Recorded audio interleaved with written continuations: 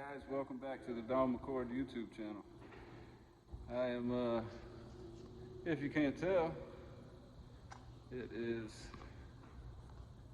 about that time, guys.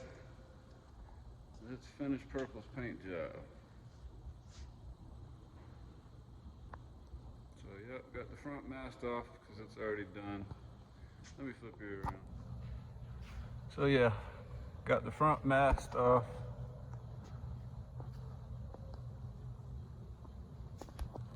And you know, I always laugh at myself when it comes to taping stuff up, you know. I've worked at a few body shops, and those guys, everything they do is all even and uniform and so pretty. I mean, but you know, the important thing is everything that's not supposed to get purple is covered, and everything that's supposed to get purple is uncovered, sanded, and spot primed. Yeah. So remember, I did the front, so right here I've got it set to where I can blend that down in, right in that thin space right there where you won't be able to tell. And then right up here by the visor, because there's so much stuff going on right there, you won't be able to tell, you know, where the blend is right there. Be a good spot to hide it. And then here on the same thing on this side. So, yep, she is ready to go. I gotta come in tomorrow, wipe it down with wax and grease remover. My best friend Tommy is actually gonna come join me tomorrow. As you can see, little man's over there playing with the water fountain.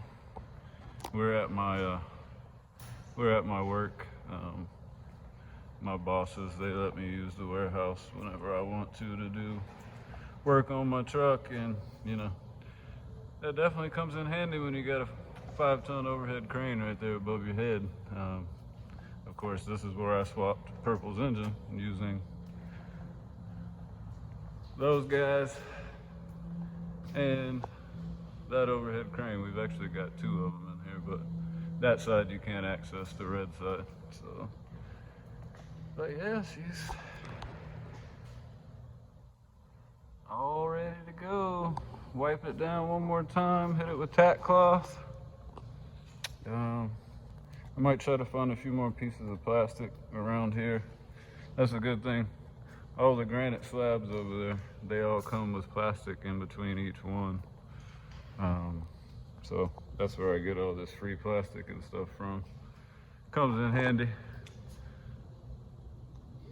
So yeah, there's 2 rolls of tape on there, a little bit of paper, another piece of plastic that I found to cover the front with. I'm excited. I'm ready to get this thing done.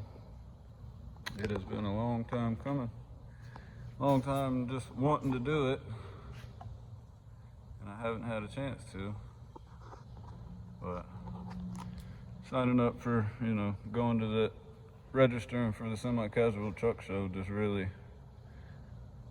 you know, I didn't want to take Purple the way she was. She wasn't looking quite right enough to go to a truck show and actually, you know, let people see it.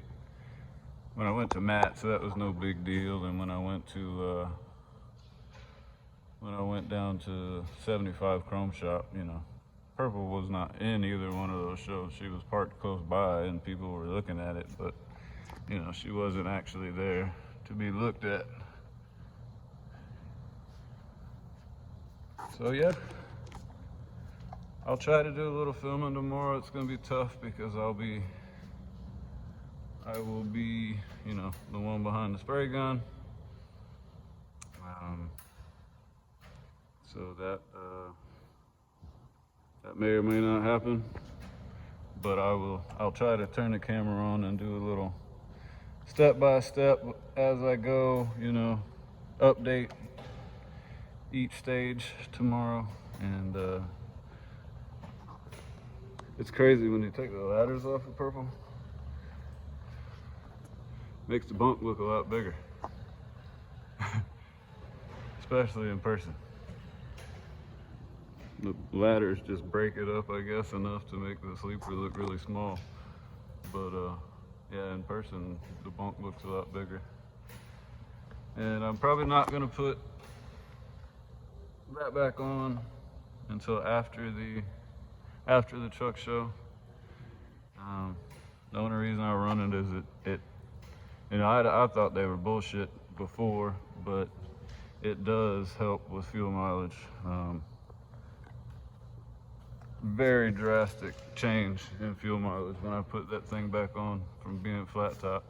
Now, if I was hauling flatbed all the time, yeah, it'd definitely be flatbed or flat top all the time.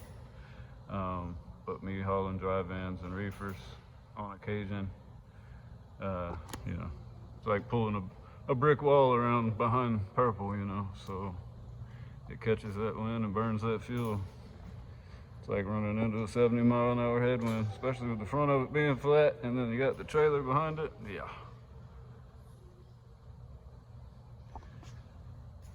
Jameson, you about ready to go? Bubba, you about ready to go? Yeah, we gotta go, bud. Yeah. Got ketchup from McDonald's on your face, bud. Look like you got a big bunch of blood on your face. You dirty little kid. So yeah. I guess with that being said, guys, we're gonna wrap it up and we're gonna get out of here today. And we'll be back here first thing in the morning, 7:30, 8 o'clock, to meet my best friend Tommy. And I don't know if y'all remember, but Tommy's the one that used to drive purple with me on the weekends when I had the dedicated run. And, you know, life came about and he got, you know, to where he didn't want to do it anymore. And I don't blame him, because it was getting old for me too. And he just didn't have time, really, because his job was keeping him busy. But it'd be great to see him. I haven't seen him in quite a few months, and I'm looking forward to it. So, all right, guys, we'll see you in the morning.